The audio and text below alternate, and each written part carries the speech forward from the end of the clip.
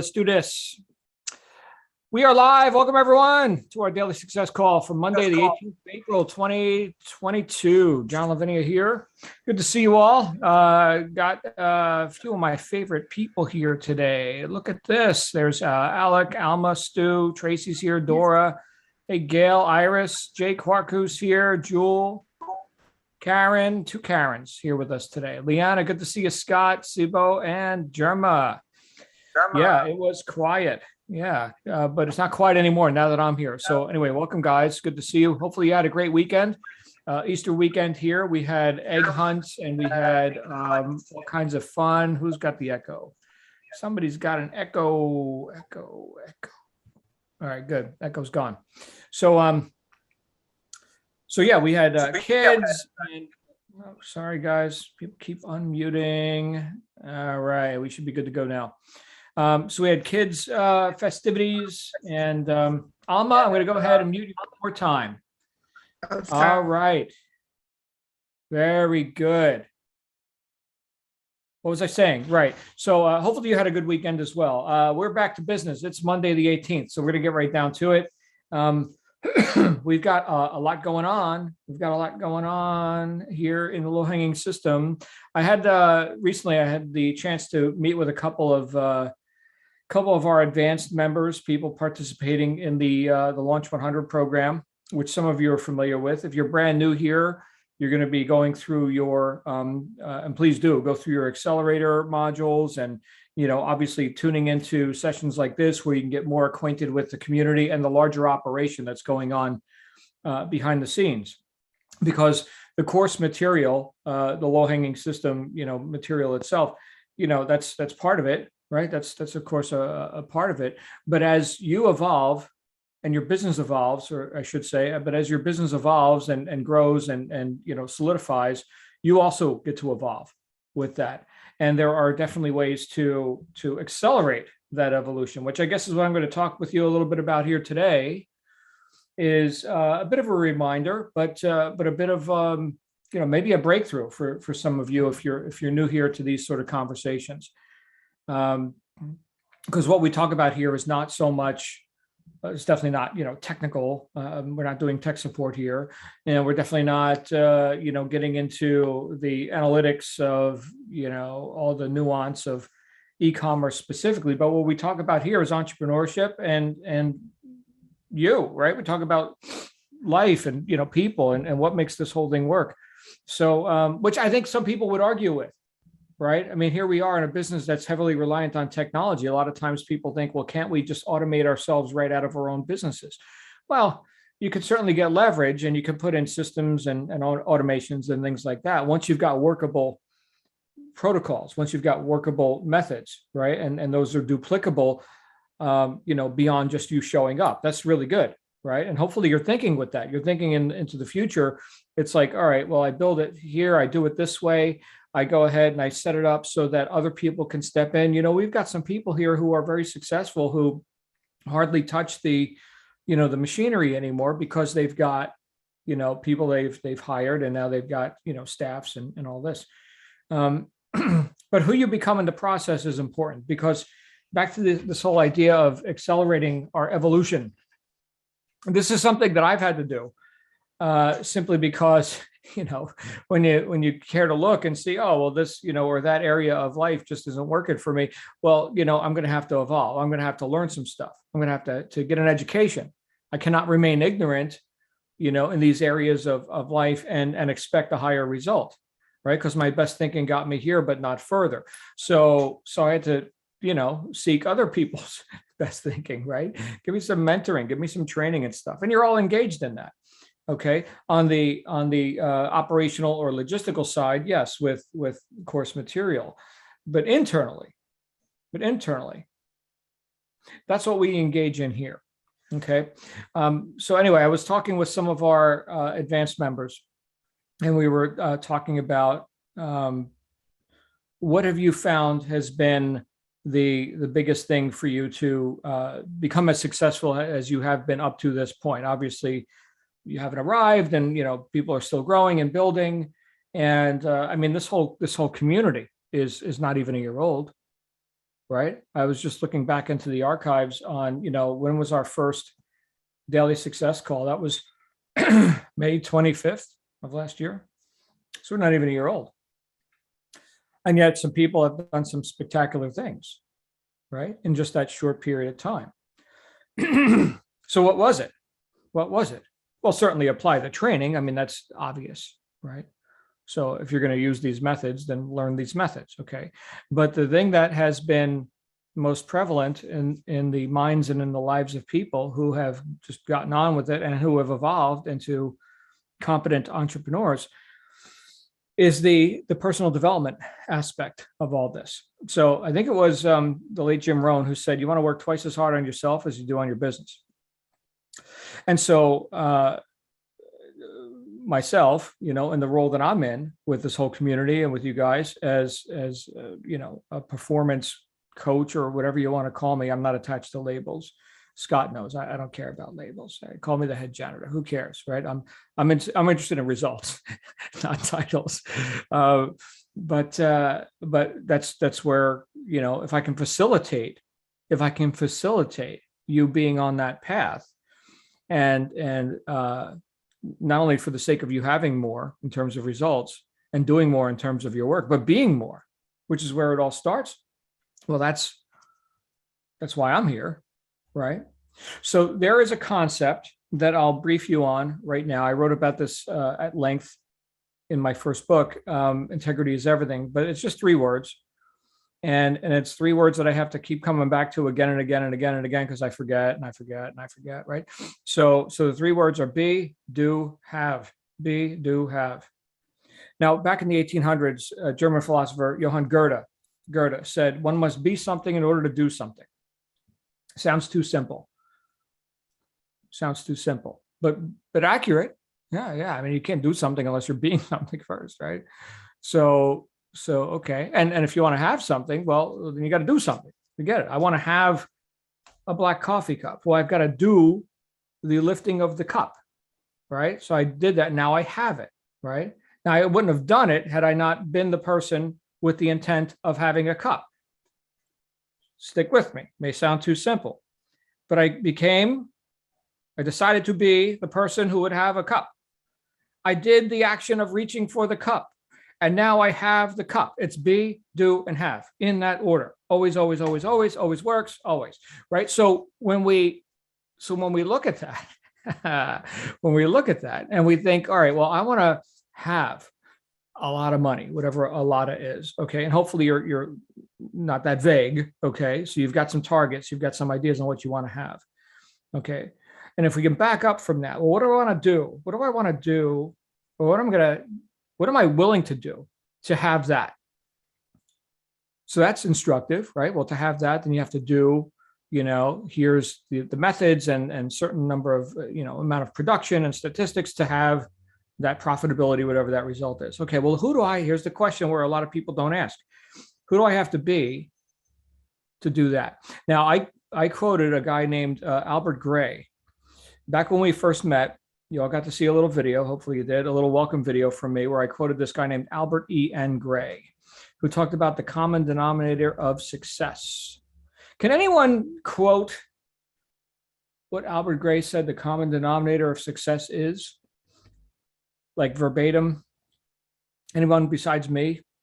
Feel free to unmute your microphone and recite. Okay. Well, I'm glad I'm covering this today. I think I got it. Oh, my favorite PETA. How are you? I'm good. And I just wrote this down under, it says common denominator, so I'm hoping this is it. Mm-hmm. The habit of doing things that failures don't like to do. Bam! Dora Rockefeller got it. Yay. There it is, Dora. So here's this guy, Albert, right? He's talking to a group of Prudential sales managers, right? It was Prudential back in the 1950s or whatever it was. And he was talking with them about the common denominator of success. He said, I was looking for the one thing, if there's just one thing that, all successful people have in common, not just here selling insurance or whatever, but like in life, is there one thing? And he said, seeking you shall find. And that's what I found. Here it is, ladies and gentlemen. Successful people have formed the habit of doing things that failures don't like to do. He continued, and it's not because we're lucky and we like doing these things. We might not like doing them either, but we subordinate our preferences about pleasing or unpleasing methods to our goals. In other words, the goal is more important to us who we're being, right? The goal is more important than, I got to call a client. Okay, then call the client. In fact, do it so consistently that you form a habit around that. The habit of doing things, right? The habit of doing things. So rather than bemoaning, calling your client and all of the internal dialogue that goes with that, just freaking do it and do it again and do it again and do it again. And you don't even think about it anymore. Call the client, right? Call a client. Hey, Bob, what's up? You need an upgrade, buddy. Which credit card you want to put that on, right? So, and it's like nothing to it. It's just a habit. Where does this not work in your life? I would offer that. Take inventory. Let's say, for example, physical fitness, okay, which is another thing I suggested when you got here. Do some exercise, do something with your body. We were seeing a little gun show from Alec the other day, and he kind of had to scratch his head, and we got a little gun show going on there, right? Oh, my pythons are sick. Here we go. Yeah.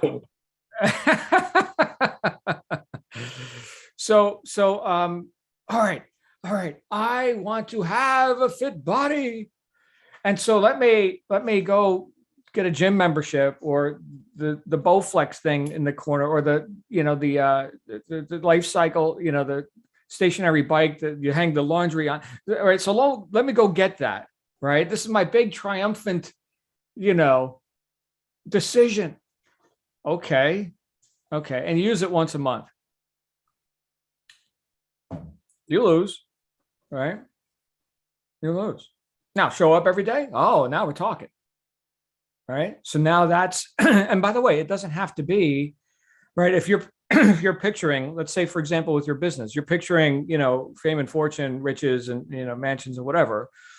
If that's what you're into, okay, fine. And the amount of doing this to have that, right, is going to be pretty tremendous.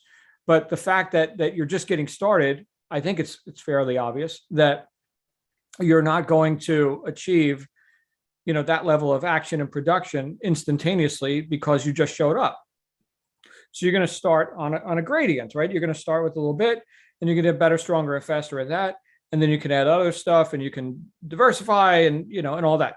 So to measure yourself, back to the idea of being, to measure yourself against the ideal of where you intend to be and do and have, right, is folly, right? That's like, talk about self-deprecation. I mean, that's like, oh man, I still haven't, I'm not good enough, right? How many of us need more of that conversation? You probably had enough of that conversation, right? From yourself and from ignorant but well-meaning people that you were surrounded by as a youth and growing up, and whatever people thought or failed to think. So why don't we measure ourselves from where we've been? Why don't we validate ourselves and say, you know what? Look at this. I stood up. I was laid out and downsized from my job and COVID and whatever the story is, blah, blah, blah, blah, blah. And look, I'm standing up now. I enrolled in this course. I am evolving. I am better, stronger, faster than I was yesterday, 5 minutes ago, last year, whatever it happens to be. That's good validation. That's acknowledgement. And then you build on that. You're an on-purpose person. Fantastic. That's who you need to be to get this done. Be, then do, and then have. Be, do, and have. Well, you need to acknowledge who you're being. You're a high integrity person. Good for you. So now the whole question of worthiness or whatever, what some people call deservability, which isn't really a word, but worthiness, right? Well, of course you're going to have that stuff because you are the person who shows up. You've become that. You're the on-purpose person. In fact, there's a whole book called The On-Purpose Person. The author's name was Kevin McCarthy. I haven't read it in probably 30 years, but It's on my shelf somewhere. And it just talks about, being an on-purpose person. Obviously, it's the title of the book, but moving with purpose, each decision. He even gave some examples in the book. I've got a near photographic memory, so that's where I get all this stuff. But you answer the phone, and instead of saying, "Oh, hello," right? It's like, what is the purpose of this call? Now, I'm not suggesting you do that, but he did in the book. Okay, I suppose you could answer the phone that way. I don't know if that makes for awesome relationships, especially now that we've got, caller ID. My mother calls me. What is the purpose of this call? I'm your mother. I wanted to wish you a happy Easter. All right. So, find the balance there. But am I making any sense? I hope I am. I just, this is what's coming up for me as we start our week is to know that you can, right? Scott talks about this all the time. Scott Barker, right? Is we don't reach if we don't suspect, or expect that it will bear fruit. Okay. So you need to acknowledge yourself, be that achiever, and then do what achievers do, and then you'll achieve. Be, do, and have. Okay. Constant reminders though. I need to keep hearing this, keep hearing it. Okay. And then apply whatever methods you want. E-commerce, yay, right? Whatever. Wallace Waddle said in The Science of Getting Rich, which is not one of the books on your reading list, but it will be. He said, people don't get rich by doing certain things. They get rich by doing things in a certain way. It's not certain things, whatever the methods are, who cares, right? Doing things in a certain way. That comes down to who's doing it, which I think is the bigger consideration than what you do. You got some thoughts on this? Anybody? Welcome. We're going to start our week with some hardcore philosophy, baby. Woo! Did I just put you all to sleep? Anybody got some thoughts? Come on down. Floor's open. Scott Barker. What's up, Scott? Yes, morning, John. Morning, everyone. I think it goes back to the idea of being, the idea of the be is your self-image.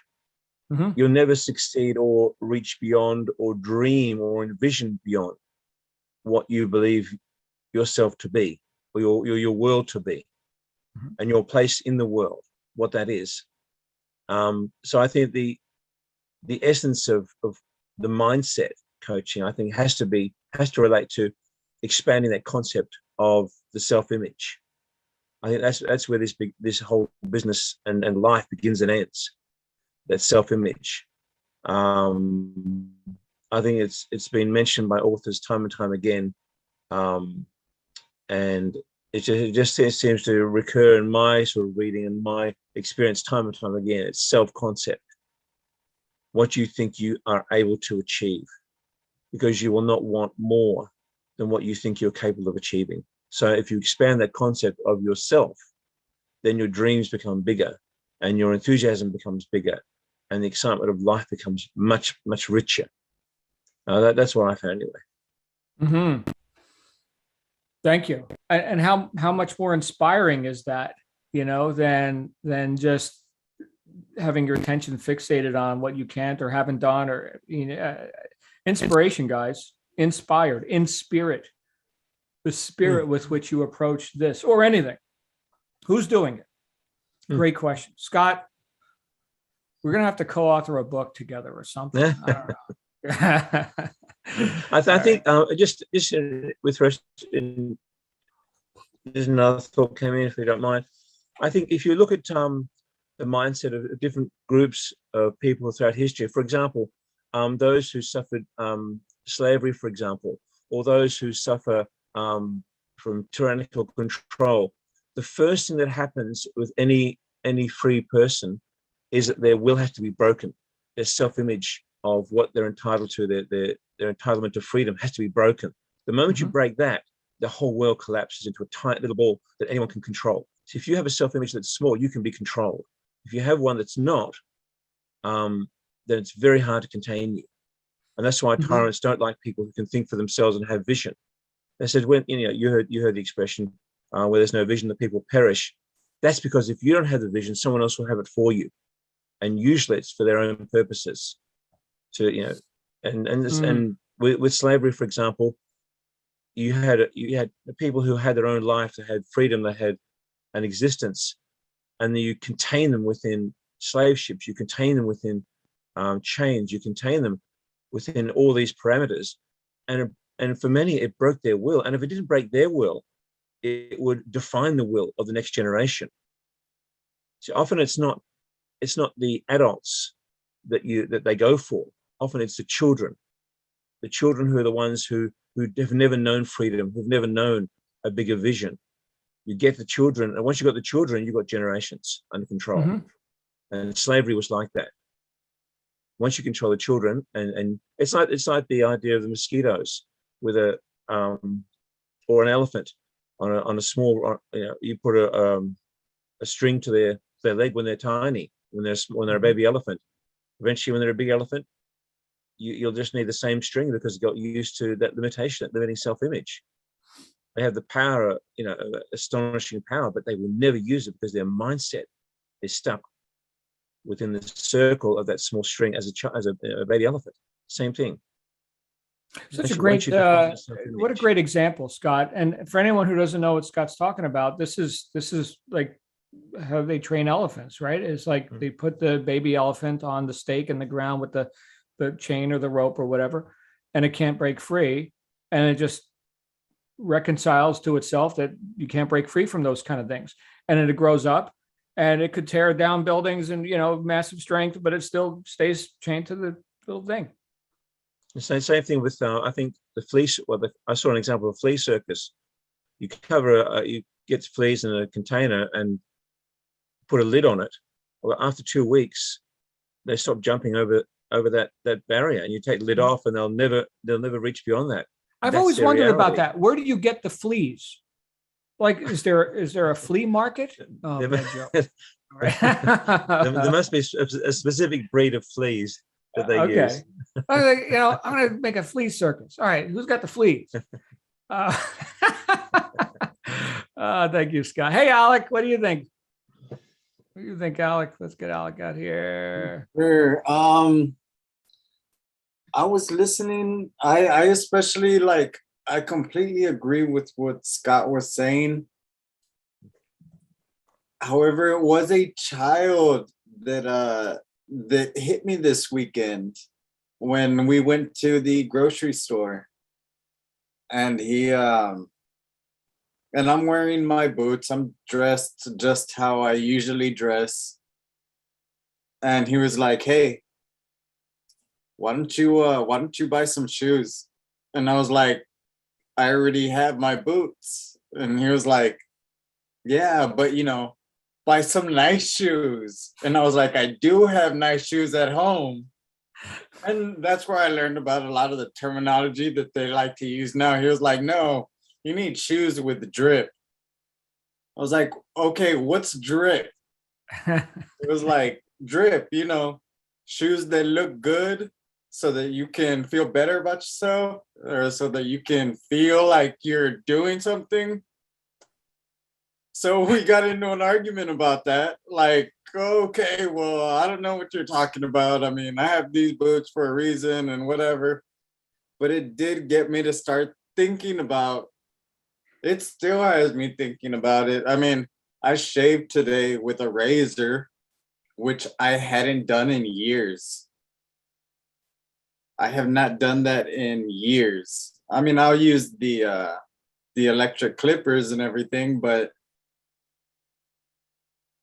I had not done that. I just saw a pack of razors and I was like, huh. Maybe, did you get all bloody? What's that? Did you get all bloody? No. No? I mean, my face just feels sore. Because I just use the Remington, thing, and works great. And I haven't shaved yet today, but okay. Yeah, it was well, not only learning new terminology that a younger generation is using now, but still, it was it was an eye opener. He was like, "That's thick. That's thick." Yeah. And it was like, okay, because he kept saying, "Get some shoes with the drip." Did not know what that was. Yeah, I still don't. Yeah, that's okay. Got it. Well, thank But, you for. But yeah, but I do understand what Scott was talking about, the whole the best way to go about doing it is to get to the kids. And that's something that I don't want to push onto him. Mm-hmm. I don't want to push my bad looks, my bad habits onto my little nephew. You know, because I do wear like rugged stuff, mainly because of old work experience. But I would like him to go ahead and not have to worry about having to go do his dad's job or my old job. So Okay. thank y'all Yeah, very much. I wouldn't like introvert on it, but yeah, I mean, I dress more for function than for style myself. I'm out of uniform today, but I mean, one of the reasons, in fact, the main reason why I've got a whole rack of black polo shirts is so I don't have to make decisions about what to wear. Black polo shirt, done. Right. So, because I'm very kind of busy, you know, in utility. I got this to do, I got that to do. Black doesn't show dirt. Black is quick. Right. So, but yeah, if you want to raise your standards or your style, okay, cool. Good news, Alec, is that people will buy your coffee cup. I mean, you could be stark freaking naked and people are still going to buy your coffee cup or not, right? So Yeah, I don't think I have to be naked to make a coffee cup, but thank you. All right. Hey, we got Jay Gacy over here. Jay, what's going on? Hi, I have to apologize. I'm one of those fleas in that container, my limitations and so on. Oh. I am so conditioned. I think that when someone asks me for my phone number, that they're going to call me. So that's what happened a couple hours ago. We were supposed to meet, and I sincerely apologize. There I am sitting by the phone waiting for the phone call. It's like, wow.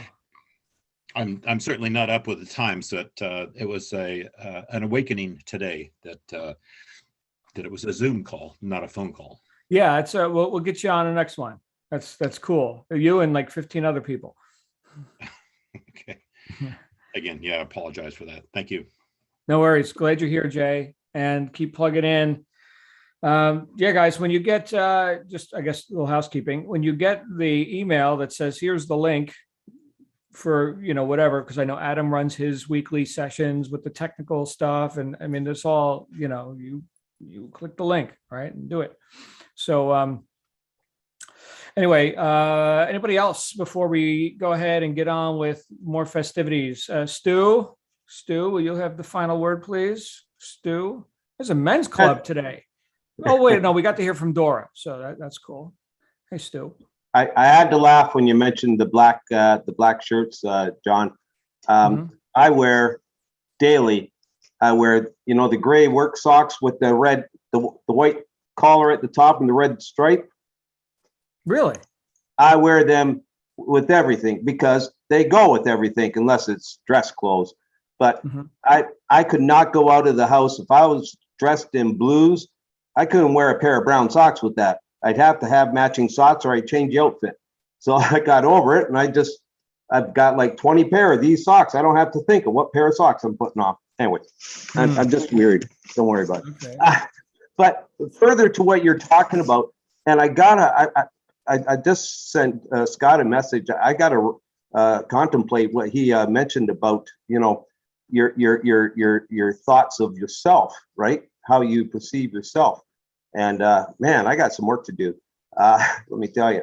But for any time that somebody is having challenges with themselves, sometimes a good place to start, if you can't really get yourself going, is to help somebody else. Because when you help somebody else, you're getting stuff back that you're not even conscious of. But and oftentimes it's a week after you've helped somebody else, and it starts to come out that, wow, this is what I picked up from that experience, and I'm applying it now. And it's like, it came to me because of that, right? And plus, you're helping somebody else, right? So it's just another little spin on it. There you go. Yeah. Thank you, Stu. Well, there's that saying, you can never give anything away. It always comes back. Yeah. So there you go. Oh, by the way, Yes. some of the people on here might know or heard, or maybe they hadn't, but I got Omicron last week. So I was laid low. I was on a couple calls with a mask on. I'm basically symptom free today, but I'm going to go another 10 days before I take any chances. So there we go. Oh, well, there you go. You're still here. You survived. Imagine that. Yep. All right. Stu, good to see you as always. There, beachside. I see Tiny Sasquatch Customs. There you go. Yeah. Little decisions, right? Add up and clog up the mind, right? I think of Steve Jobs. Remember Steve Jobs? Blue jeans, black polo, not polo. He wore a turtleneck, black turtleneck. Like every time we see the guy, blue jeans, black turtleneck. Personally, I hate turtlenecks. Okay. So black polo for me. Done. Anyway, let's have an awesome day. Let's do this. We'll be back here again tomorrow. You guys get with your new members here, get with your accountability reps, get through some training, and then let's get together tomorrow and see what comes out of our brains then.